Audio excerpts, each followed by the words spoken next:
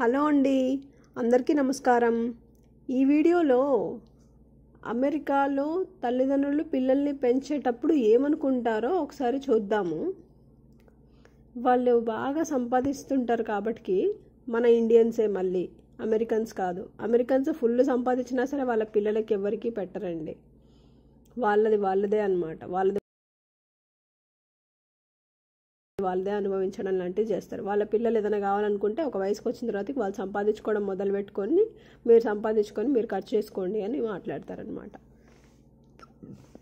అయితే మన ఇండియన్స్ బాగా సంపాదించుకుంటూ పాపం ఆఫీస్ల చుట్టూ తిరుగుతూ ఫుల్ వాళ్ళ జీవితాన్నే వాళ్ళ ఆఫీస్కి అంకితం చేసి చాలా సంపాదించేసి పిల్లలకి చాలా చిన్నగా ఉన్నప్పుడే వాళ్ళకి కరాటీ క్లాసుకి పంపుతారు, స్విమ్మింగ్కి పంపుతారు, మ్యూజిక్కి పంపుతారు, భరతనాట్యంకి పంపుతారు, స్కేటింగ్కి పంపుతారు.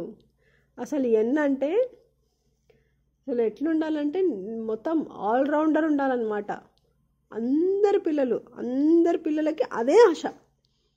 అందరి తల్లిదండ్రులకి వాళ్ళ పిల్లలు అన్నిట్లలో ఫస్ట్ ఉండాలి, అన్నీ వచ్చి ఉండాలి, అన్నీ తెలిసి ఉండాలి, అన్నీ నేర్చేసుకొని ఉండాలి.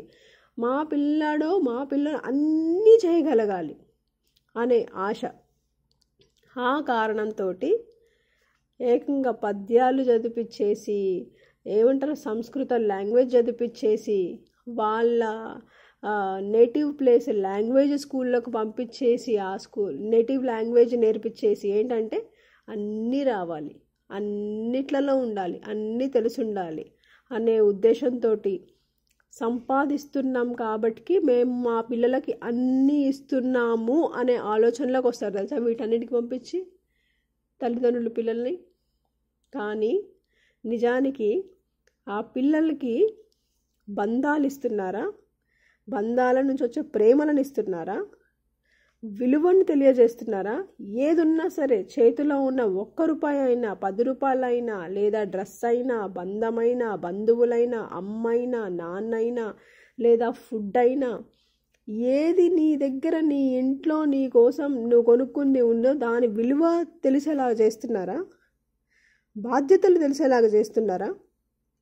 బాధ్యతగా పెంచుతున్నారా? బాధ్యత అంటే ఒక్క విషయం అని చెప్పలేమండి.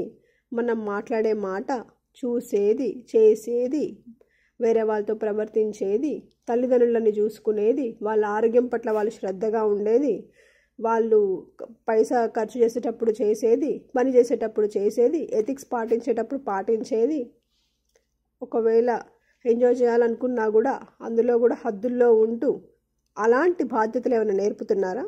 వాటి మీద ఉంటుందా శ్రద్ధ? లేదు. సంస్కారం ఇస్తున్నారా? మన సాంప్రదాయాలు ఇస్తున్నారా? లేదు. అసలు ఇక్కడికి వచ్చిన తర్వాతకి మనం యూనిక్గా డ్రెస్ వేసుకున్నా కూడా సమస్యనే తెలుసా అండి. ఎవరన్నా గుర్తుపెట్టుకుంటారు మనల్ని, ఎవరన్నా వచ్చి మనల్ని ఈ అమ్మాయి వేరే కంట్రీ అని పడిపోతే బ్రెయిన్లో అది ప్రాబ్లం మనకి. కాబట్టి మనం ఇక్కడ ఉండాలంటే ఇక్కడ వాళ్ళలో కలిసిపోయేలాగా ఉండాలి. కాబట్టి వేషధారణ, ఉండే తీరు వాళ్ళలాగానే వేసుకోవాలి మనం బట్టలు. ఇదే నాకు మా ఫ్రెండ్స్, మా రిలేటివ్స్ చెప్పిన విషయం.